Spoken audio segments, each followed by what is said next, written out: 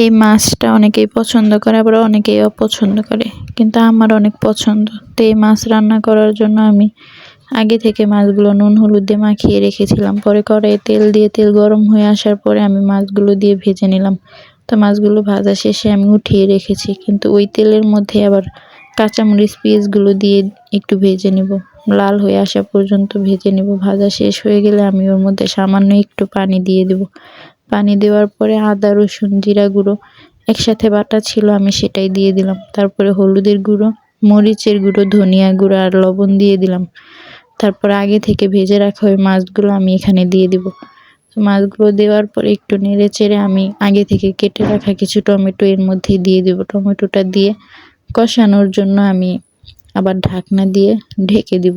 তো কষানো হওয়া পর্যন্ত অপেক্ষা করার পরেই তো আমার তরকারিটা প্রায় কষানোর শেষের দিকে। এর মধ্যে কিন্তু আমি কষানোর পরে সামান্য একটু পানি দিয়েছিলাম। তো পানি দেওয়ার পরেই তো আমার তরকারিটা প্রায় রান্না শেষের মধ্যে।